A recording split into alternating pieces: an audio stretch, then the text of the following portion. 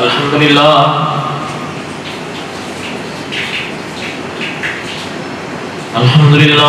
نحمده ونستعینه ونستغفره ونؤمن به ونتوکل علیہ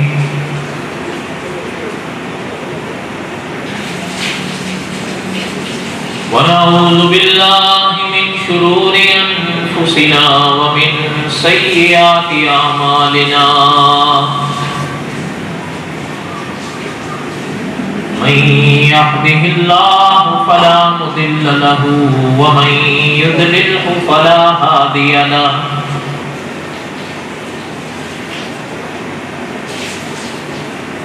ونشهد أن لا إله إلا الله وحده لا شريك له ونشهد أن سيدنا وسندنا ومولانا محمدا عبده ورسوله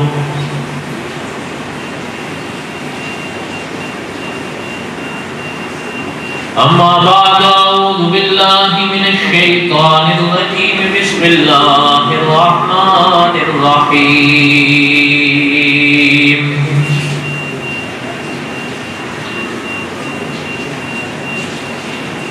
الف لام را تلك آیات الكتاب المبین انا انزلناه قرآنا عربيا لعلكم تعقلون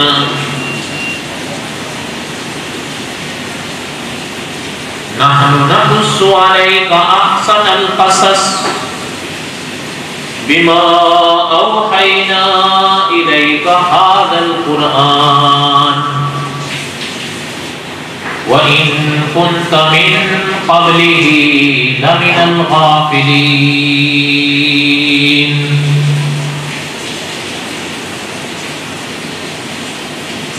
وقال الله تعالى في مقام آخر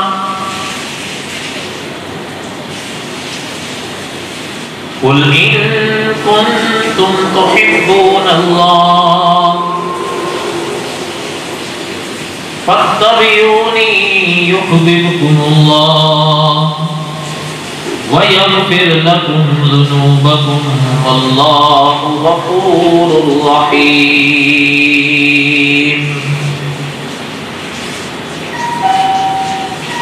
قل أطيعوا الله والرسول فإن تولوا فإن الله لا يحب الكافرين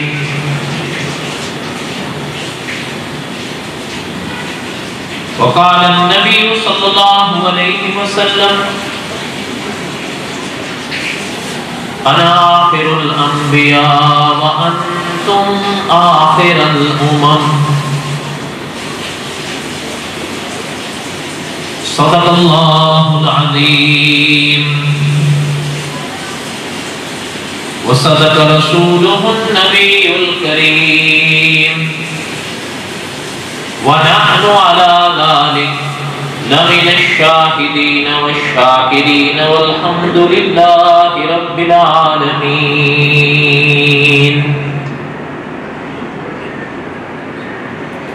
اللهم صل على محمد وعلى آل محمد كما صليت على إبراهيم وعلى آل إبراهيم إنك حميد مجيد اللهم بارك على محمد وعلى آل محمد كما باركت على إبراهيم وعلى آل إبراهيم إنك حميد مجيد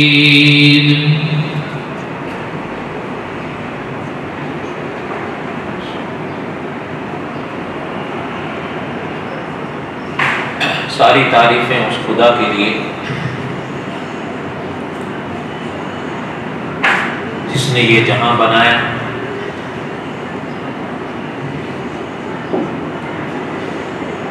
صدق کے دل سے لاتعداد مرتبہ درود و سلام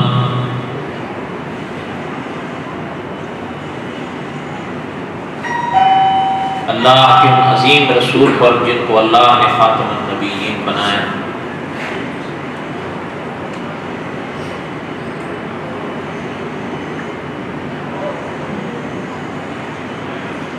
جمعہ کے بیانات میں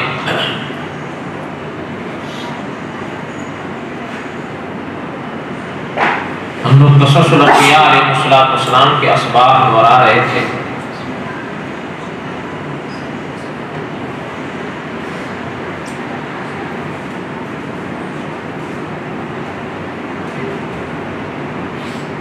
اور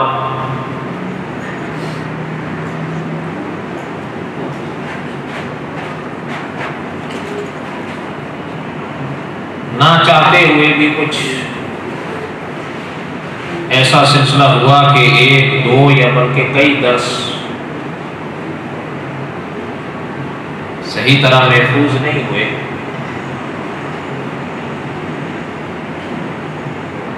بہرحال جو ہونا تھا سو ہو گیا، اب سارے درس تو نہیں دہرائے جا سکتے، اس لیے آج بھی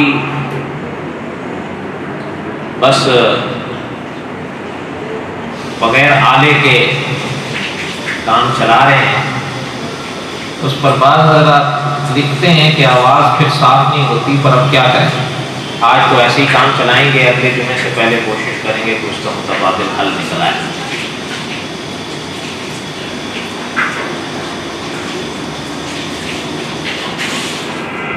جو باتیں رہ گئیں اب وہ ساری تو نہیں دہرائی جا سکتی، البتہ کلام پاک کی کچھ آیات اور ترجمہ یا مفہوم میں عرض کر دوں گا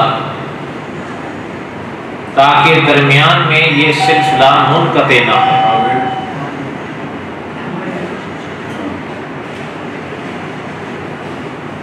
قصص الانبیاء علیہ السلام میں ہم لوگ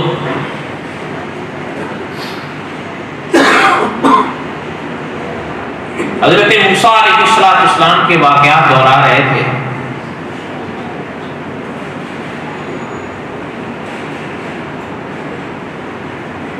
اور حضرت موسیٰ علیہ السلام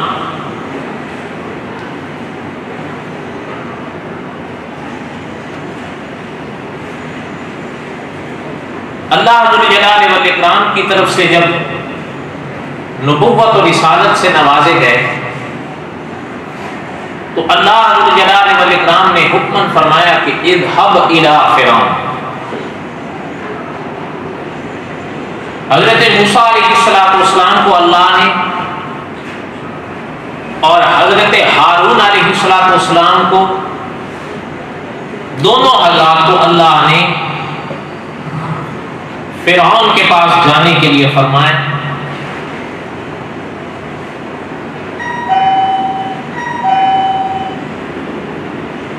اور قصہ مختصر یہ کہ دونوں حضرات فرعون کے دربار میں گئے، اللہ کے حکم کو پورا کرتے ہوئے اللہ کے پیغامات اس تک پہنچائے۔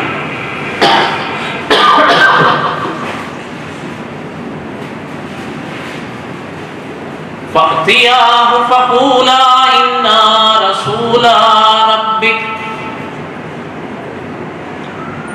حضرت موسیٰ اور حضرت ہارون علیہ السلام جب اس کے دربار میں تشریف لے گئے تو ان حضرات نے اللہ نے جیسے فرمایا تھا ویسے اس سے فرمایا کہ ہم اپنی طرف سے تیرے پاس نہیں آئے، تیرے پروردگار نے ہمیں تیرے پاس بھیجا ہے، ہمارے اللہ نے ہمیں تیرے پاس بھیجا ہے۔ فَأْتِيَاهُ فَقُولَا رَسُولَا رَبِّكَ، فَأْتِيَاهُ فَقُولَا إِنَّا رَسُولَا رَبِّكَ، ہم تیرے رب کے رسول آئے ہیں تیرے پاس۔ فَأَرْسِلْ مَعَنَا، بھیج ہمارے ساتھ بنی اسرائیل کو۔ فَأَرْسِلْ مَعَنَا بنی اسرائیل، ہمارے ساتھ بنی اسرائیل کو بھیج۔ علماء نے لکھا ہے کہ یہ تو خیر عموماً حضرات جانتے ہی ہیں کہ بنی اسرائیل کو فرعون نے گویا کہ غلام بنا کے رکھا ہوا تھا آپ نے. اللہ نے فرمایا میرے کریم جا کر مجھ سے کہیے کہ ان کو آزاد کر دو. ہمارے ساتھ بھیجنے کا معنی یہ کہ ان کو آزاد کر دو. اور علماء مفسرین نے لکھا ہے اس کا معنی یہ تھا کہ ان کو مصر سے لے جائیں، ان کا جو اپنا وطن تھا جسے دنیا فلسطین کہتی تھی. فَأَرْسِلْ مَعَنَا بَنِي إِسْرَائِيلَ وَلَا تُعَذِّبْهُمْ، اور ان کو سزا نہ دے. قَدْ جِئْنَاكَ بِآيَةٍ مِّن رَبِّكَ، ہم تیرے رب کی طرف سے نشانی لے کر تیرے پاس آئے ہیں، تو چاہتا ہے تو دیکھ لے تاکہ تجھے تسلی ہو جائے. وَالسَّلَامُ عَلَىٰ مَنِ اتَّبَعَ الْهُدَىٰ، اور سلامتی اس کے لیے ہے جو ہدایت کی پیروی. اِنَّا قَدْ أُوحِيَ إِلَيْنَا أَنَّ الْعَذَابَ عَلَىٰ مَنْ كَذَّبَ وَتَوَلَّىٰ، یہ اللہ کی طرف سے پیغام آیا ہمارے پر کہ اللہ کا عذاب اس کو ملے گا جو حق کو چھٹلائے، حق سے منہ موڑے. اِنَّا قَدْ أُوحِيَ إِلَيْنَا أَنَّ الْعَذَابَ عَلَىٰ مَنْ كَذَّبَ وَتَوَلَّىٰ. جب یہ بات حضرت موسیٰ علیہ السلام نے اس سے فرمائی نا کہ ہم پر خدا کی طرف سے یہ پیغام آیا ہے کہ اللہ کا عذاب اس کو پہنچے گا، اس کو ملے گا جو حق سے منہ موڑے گا، حق کو چھٹلائے گا، حق کا انکار کرے گا، منہ موڑے گا. اب آگے سنیں. آگے اس نے جب حضرت موسیٰ علیہ السلام کی بات سنی تو آگے سے کہنے لگا قال فمن ربكما یا موسیٰ، ہے موسیٰ تیرا رب ہے کون؟ آپ دونوں جس رب کی بات کر رہے ہو کہ آپ کو اس نے میرے پاس بھیجا ہے وہ کون ہے؟ اس کا تعارف تو کرا. علماء مفسرین نے ان آیات کی تفسیر کے موقع پر لکھا ہے کہ اس سے معلوم ہوتا ہے کہ وہ دہری عقیدے کا تھا. وہ کہتا تھا سب کچھ خود بخود بنا، جس طرح خود رو گھاس ہوتی ہے جو خود بخود اگتی. وہ کہتا تھا یا اس کا نظریہ یہ تھا کہ کوئی خدا نہیں ہے، یہ صدیوں سے سلسلہ ایسے ہی چل رہا ہے، لوگ پیدا ہو رہے ہیں، جی رہے ہیں، مر رہے ہیں، مر کے مٹ رہے ہیں، بس. نہ کوئی پیدا کرنے والا اور نہ اس نظام کو کوئی چلانے والا. اِنَّا قَدْ أُوحِيَ إِلَيْنَا أَنَّ الْعَذَابَ عَلَىٰ مَنْ كَذَّبَ وَتَوَلَّىٰ. پیغمبر نے فرمایا کہ اللہ کا پیغام یہ ہے کہ جو حق سے منہ موڑے گا، حق کو چھٹلائے گا، اس کو عذاب دے گا. اب بات تو یہ تھی، آپ غور کریں، بات تو اس کے سمجھنے کی تھی. آگے سے کہتا ہے قال، اچھا علماء نے فرمایا کہ قال فمن ربكما یا موسیٰ. بعض علماء نے تو یہ بھی لکھا ہے کہ اصل میں وہ حضرت موسیٰ علیہ السلام کو تنگ کرنے کے لیے یہ سوال کر رہا تھا. لیکن مولانا ادریس کاندھلوی رحمۃ اللہ علیہ نے لکھا ہے کہ اس کی کھوپڑی کے اندر یہ عقیدہ بیٹھا ہوا تھا کہ یہ ہر کائنات کا نظام خود بخود چل رہا ہے. اللہ معاف فرمائے، جس طرح خود رو گھاس اگتی ہے اسی طرح سب آ رہے ہیں جا رہے ہیں، کوئی خدا نہیں، نہ کوئی بنانے والا نہیں. یہ اس کا عقیدہ تھا. اور ایک چیز یہ بھی مولانا ادریس کاندھلوی رحمۃ اللہ علیہ نے لکھی ہے کہ اس کا خیال یہ تھا کہ جو بادشاہ ہو گیا نا زمین کا، وہ گویا کہ خدا ہے.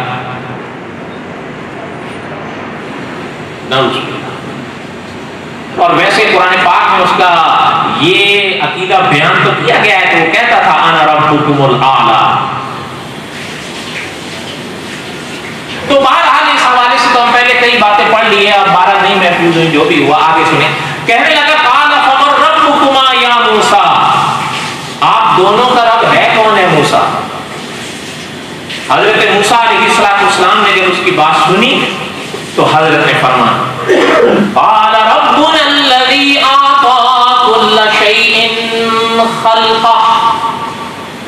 فرمایا کہ ہمارا رب وہ ہے جس نے ہر شے کو پیدا فرما کر اس کو صورت بخشی اور صورت بخش کر ثم ہدا اس کو راستہ اس کی رہنمائی کی ہے، اس کو ایک سیکھ دی ہے۔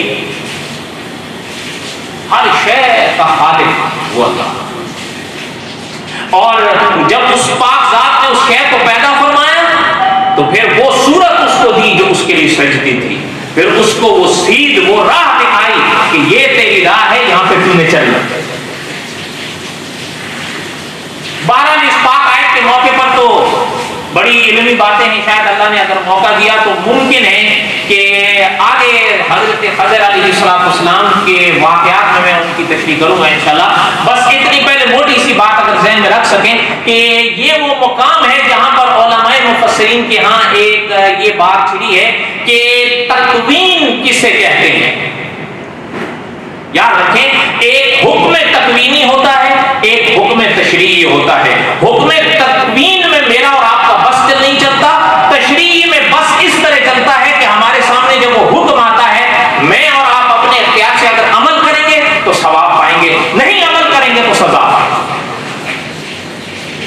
تکوین میں حکم نہیں چلتا، وہ تو پابندی ہوتی ہے۔ شریعت میں پابندی یہ ہے کہ بتا دیا گیا اور پھر اختیار دے دیا گیا کہ اس دنیا میں یہ صحیح راستہ ہے، یہ غلط راستہ، اس پہ چلو گے اللہ کی رضا پاؤ گے، اس پہ چلو گے تو سزا۔ بات سمجھ آئے؟ یہ لمبی چھوڑی آبھاس کا بس خلاصہ، پھر انشاءاللہ آگے حضرت خضر علیہ السلام کے واقعات میں شاید میں اس کی تفصیل تھوڑی سی عرض کروں۔ ابھی خلاصہ سنیں، فرمایا کہ قال ربنا الذی اعطى كل شیء خلقہ، اللہ وہ ہے جس نے ہر شے کو پیدا فرما کر اس کو صورت بخشی۔ قال ربنا الذي اعطى كل شيء خلقه ثم هدى، اور پھر صورت بخش کر اللہ نے اس کی رہنمائی فرمائی۔ علماء نے لکھا ہے کہ حضرت موسیٰ علیہ السلام کی بات وہ سمجھ گیا تھا کہ حضرت کیا فرما رہے ہیں۔ یاد رکھیں، انبیاء علیہ السلام جو باتیں عقیدے کے لیے کرتے ہیں وہ 2 اور 2 4 کی طرح ہوتی ہیں۔ علماء اسلام نے لکھا ہے وہ کبھی بھی تصویر جیسے بھول بھلیاں کی تعلیمات انبیاء نہیں دیتے، جیسے دنیا 3 and 1 and 1 and 3 کہتی ہے، 3 ایک میں اور 1 یہ کیسے ہوگا کہ 3 ایک میں اور 1 جو 1 ہوگا وہ 1 ہو جائے 3 اور تینوں یہ تھوڑا 1 3 اور 3۔ انبیاء علیہ السلام جو باتیں بتاتے ہیں وہ 2 اور 2 4 کی طرح ہوتی ہیں، جنہیں عقیدے کہتے ہیں، وہ ہر پڑھا لکھا بھی سمجھتا ہے، ان پڑھ بھی سمجھتا ہے۔ وہ سمجھ گیا تھا کہ جو بات پیغمبر نے فرمائی ہے قال ربنا الذی اعطى كل شیء خلقہ، واقعہ اس کا کوئی جواب اس کے پاس نہیں۔ اب جب جواب نہیں تھا تو بات کو خلق ملک کرنے کے لیے، جیسے آپ کی اور میری زبان میں کہتے ہیں رلا ملا دیں، بات کو گڑبڑ کرنے کے لیے آگے سے پیغمبر سے سوال کرتا ہے، قال فما بال القرون الاولى، پھر ان کا کیا ہے جو پہلے گزر گئے۔ آپ تو فرما رہے ہیں ابھی کہ آپ کے اوپر اس خدا کا جس کا آپ تعارف کرا رہے ہیں یہ پیغام اترا ہے، انا قد اوحی الینا ان العذاب علی من کذب وتولی، جو اس کی بات کو جھٹلائے گا وہ تو دوزخی ہوں گے۔ تو قال فما بال القرون الاولى، جو پہلے گزر گیا ہمارے بڑے وڈیرے ان کا کیا ہو، اب ہمیں چلیں گے۔ وہ جو پہلے بڑے وڈیرے گزر ان کا کیا ہو۔ اچھا علماء نے لکھا ہے اس نے جو بات کو رلانے ملانے کے لیے سوال کیا نا، اس کا ایک مقصد تھا، ایک مقصد اس کا یہ تھا کہ پیغمبر علیہ السلام نے جو بات ارشاد فرمائی ہے نا اللہ ذوالجلال والاکرام کے تعارف میں، وہ 2 اور 2 4 کی طرح ہے، اسے پڑھا لکھا بھی سمجھے گا، ان پڑھ بھی سمجھے گا۔ حکم تکوین تو ایسا ہے، اسے پڑھا لکھا بھی سمجھے گا، ان پڑھ بھی سمجھے گا، تو ہر دل کے اندر پیغمبر کی بات بیٹھے۔ اچھا یہ انشاءاللہ ہم آگے پڑھیں گے کہ پیغمبر علیہ السلام جنہیں حضرت کلیم کہتے ہیں، حضرت موسیٰ کا لقب تھا نا یہ، آگے ہم پڑھیں گے جب ان کا جادوگروں کے ساتھ مقابلہ ہوا تھا انشاءاللہ۔ کہنے کا مقصد یہ ہے کہ آپ نے تو خیر وہ واقعات پڑھ رکھے ہوں گے جب جادوگروں کے سامنے حضرت موسیٰ علیہ السلام کھڑے ہوئے تھے، حضرت موسیٰ کا چہرہ دیکھ کر ان کا کیا حال ہوا تھا۔ اس لیے ہمارے اکابر کا فیصلہ یہ ہے کہ خدا اپنی قدرت کی کاریگریاں پیغمبر کے چہرے میں ظاہر کر دے۔ اس لیے وہ تھا تو بادشاہ، وہ سمجھ گیا تھا کہ پیغمبر کی تو بات ایسی ہے، وہ ہر پڑھا لکھا ان پڑھ سمجھے گا، ہر دن کے اندر وہ بات بھر کرے گی۔ بات کو گڑبڑ کرنے کے لیے اس نے یہ سوال کیا، قال فما بال القرون الاولی، جو پہلے گزرے ان کا کیا، جو پہلے ہمارے بڑے بڑے گزرے ان کا۔ علماء نے لکھا ہے اس کا ایک مقصد تھا، مولانا ادریس کاندروی رحمۃ اللہ علیہ نے لکھا ہے اس کا مقصد، توجہ ہے میری طرف، اس کا مقصد یہ تھا، اچھا یہ مرحلے اب بھی پیش آ جاتے ہیں کہیں پر اور پریشانی بھی ہوتی ہے۔ اس کا مقصد یہ تھا کہ پیغمبر کی بات ہر دل میں گھر کرے گی۔ کیوں نہ میں یہ سوال کروں، بڑے بڑے صرف فرعون کے تو نہیں تھے نا، ان کے بھی تھے جو اور کھڑے ہوئے تھے، پھر ان کے بھی تھے جو ان کے پیچھے کھڑے ہوئے تھے، جو ان کے بھی تھے جو ان کے پیچھے کھڑے ہوئے تھے۔ تو اس کا خیال یہ تھا کہ پیغمبر میرے جواب میں یہ فرمائیں گے کہ وہ دوزخی ہیں، جب پیغمبر یہ فرمائیں گے کہ وہ دوزخی ہیں تو وہ سارے بگڑ جائیں گے، وہ تو ان کے خلاف ہو جائیں گے، باقی سننے کے لیے تیار نہیں ہوں گے۔ تو کم از کم یہ بات یہاں ٹوٹ جائے گی۔ اس کا مقصد سمجھ آیا؟ ورنہ دیکھیں پہلے اس کا جو سوال تھا نا، قال فمن ربکما، آپ دونوں کا رب کون ہے؟ ٹھیک ہے، اچھا حضرت موسیٰ علیہ السلام نے جواب دیا، قال ربنا الذی اعطى كل شیء خلقه ثم هدى، ہو گیا۔ اچھا تو بیچ میں یہ سوال کیسے کھڑا کر دیا، قال فما بال القرون الاولى، بات تو سامنے سمجھ میں آ رہی کہ بات کو وہ حل کرنا چاہتا تھا۔ پہلا سوال اس نے اللہ کے بارے میں کیا، دوسرا سوال لوگوں کے بارے میں کر دیا۔ بات سمجھ آئی؟ اور بولو تو صحیح۔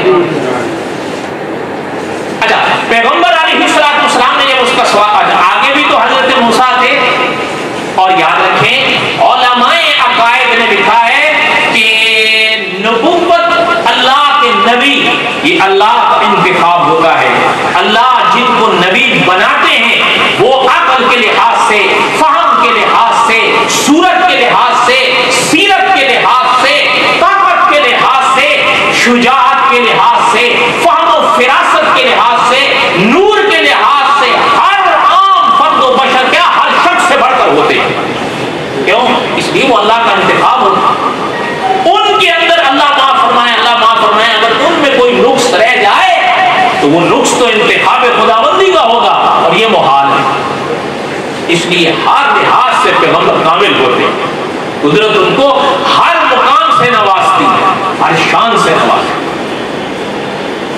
اب اس نے یہ سوال کیا، آپ بھی تو حضرت موسیٰ تھے نا، حضرت موسیٰ علیہ السلام نے فرمایا، اس کا سوال یہ تھا کہ بڑے بڑے کا کیا ہے،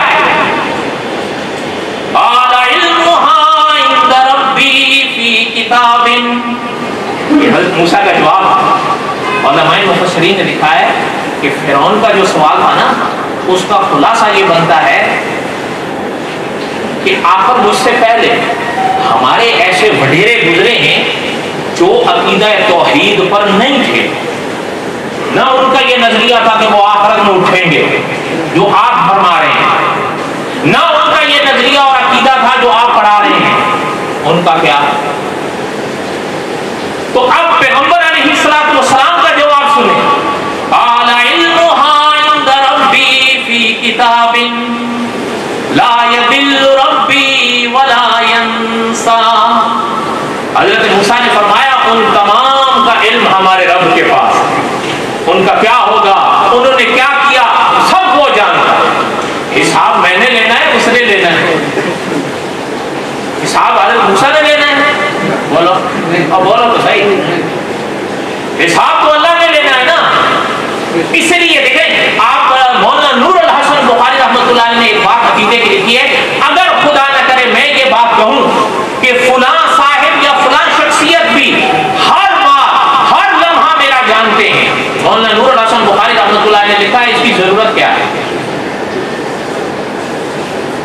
اس کی کیا ضرورت ہے؟ یہ تو ہو نہیں سکتا. حساب تو قدرت نے, اللہ نے لینا ہے, اوروں نے لینا. آپ بتائیں, بولو تو صحیح, اللہ نے لینا ہے نا, تو پھر باقیوں کو کیا ضرورت ہے؟ ہر جگہ سب کچھ. اچھا ایک چیز ہے عقیدے کی, یہ بھی دروس حرم میں ہے, لیکن بات عقیدے کی ہے. کون تو آج کہیں تو آج کل ہم نے دیکھا ہے اب بھی ہیں خدا کے ولی, یہ نہیں کہ گزر گئے. کیا خیال ہے, اب بھی ہیں کہ نہیں خدا کے اولیاء؟ ہے نا. اچھا آپ نے بھی دیکھے ہوں گے, ہمارے بڑوں نے بھی دیکھے, ان کے بڑوں نے بھی دیکھے. ایسے ہمیں واسطے پڑے ہیں کہ ہوتے خدا کے ولی ہیں, نیک تھے, لیکن عربی جانتے ہیں تو فارسی نہیں جانتے. یہ کوئی عیب ہے؟ بولو نا, کوئی عیب تو نہیں جانتے, نہیں جانتے. کئی ایسے حالات دیکھے جو اردو ایسی بولتے ہیں جیسے مادری زبان ہو, ارے ان کی مادری زبان اردو نہ ہو, لیکن آپ ان سے کہیں عربی بولنے کو نہیں بول سکتے, صاف کہہ دیتے مارا فارا. کوئی عیب ہے؟ وہ نہیں جانتے. اچھا ایسے بھی آپ دیکھیں گے کئی حضرات وہ کچھ تو بول سکتے ہیں, خدا کے نیک ولی ہیں, لیکن اردو وہ اس طرح نہیں بول سکتے جس طرح اردو بولنے کا تقاضا ہے. صحیح بات ہے یا نہیں؟ ابھی میں آپ کے سامنے فر اردو بول لیتا ہوں, کیوں؟ کون سی اردو زبان آپ کی مادری ہے؟ کیا زیادہ قومی ہے, اور وہ بھی جو حال ہم نے اردو کا کر رکھا ہے ماشاءاللہ. لیکن جب ہم دہلی والوں کے یہاں جاتے ہیں نا تو پھر اردو بولنے میں بڑا خیال رکھنا پڑتا ہے, کیونکہ وہ تو ان کی مادری زبان ہے, وہ تو جانتے ہیں کہ کون سا سیگا کیسے ہے. ہمارے یہاں کبھی کبھی مذکر وہاں مؤنث بنے ہوئے ہوتے ہیں. پتہ چلتا ہے یہ عیب والی بات نہیں جانتے, نہیں جانتے. صحیح بات ہے یا نہیں؟ اچھا لیکن اگر وہی خدا کا نیک بندہ اس دنیا سے اس دنیا میں چلا جائے, پھر میں بھی مانگوں گا, پھر آپ بھی مانگیں گے, پھر وہ بھی بلائیں گے, پھر یہ بھی بلائیں گے. اچھا چاہے ان کی زبان کچھ تو نہ ہو, اب کیسے سمجھ رہا ہے؟ یہاں تو نہیں سمجھتا تھا. کیوں نہ میں یہ عقیدہ گھڑوں کہ وہ عالم الغیب ہو, کیوں؟ جب تک یہ نہیں بناؤں گا تو یہ عقیدہ کیسے بنے گا؟ یہ تو نہیں بنے گا ایسے. میں تو کبھی یہ عقیدہ گھڑوں گا تو کہوں گا اب جانے کے بعد سب کچھ آ گیا. سب کچھ آ گیا تو آپ کی چائنیز بھی جانتا ہے, انگلش بھی جانتا ہے, فارسی بھی جانتا ہے, کچھ تو بھی جانتا ہے, اردو بھی جانتا ہے, ورنہ کیا جانے گا؟ اس دنیا میں تو نہیں جانتا تھا. تجربہ تو یہی ہے, جانے کے بعد جو جانا ہے تبھی تو لکھا گیا ہے کہ اب عالم الغیب, اور عالم الغیب وہی ہوتا ہے جو سب کو جانتا. اور کوئی بات سمجھ میں آئی ہے آپ کو؟ اور بولو تو صحیح. اس لیے صاف عقیدہ رکھو, جسے علم غیب کہتے ہیں وہ خاصہ ہے خدا, سوائے اللہ کے عالم الغیب کوئی نہیں. اور یہ جو کہا جاتا ہے کہ جی وہ علم غیب, یہ علم غیب, یاد رکھیں وہ علم غیب نہیں, وہ خبر غیب ہوتی ہے. اللہ جتنا بتا دیتے ہیں, جس کو بتا دیتے ہیں اتنا ہی وہ جانتا ہے, بس. ٹھیک ہے, اب سنیں. اچھا اب وہ کہہ رہے ہیں, حضرت موسیٰ علیہ السلام نے فرمایا قال علمها عند ربی فی کتاب لا یضل ربی ولا ینسا. وہ جو پہلے گزر گئے وہ کیا کچھ کرتے رہے, کیا نہیں کرتے رہے, وہ سب کچھ میرے اللہ کے علم میں ہے, ایک کتاب میں قدرت نے لکھ رکھا. اور میرا رب آگے حضرت فرمایا لا یضل ربی ولا ینسا, فرمایا میرا رب وہ ہے نہ پھٹکتا ہے, نہ بہکتا ہے, نہ بھولتا ہے. یہ اللہ کی شان ہے. یاد رکھیں کبھی کبھی ایک چیز میرے اور آپ کے لیے عیب نہیں, کمزوری ہو سکتی ہے. عیب نہیں, کمزوری ہو سکتی ہے, لیکن علامہ خالد محمود صاحب نے لکھا ہے وہ درگاہ ایسی ہے وہاں کمزوری کا بھی گزر نہیں. کیا مانا؟ ابھی میرے سامنے آپ میں سے کئی, یہ عیب ہے یا کمزوری ہے؟ مل کے بولو. اور ویسے آپ کو پتہ تو ہے بیٹھے بیٹھے سو جائیں وضو تو ٹوٹتا نہیں ہے نا, اس سے تو کچھ نہیں ہوتا. کیا ہوتا ہے؟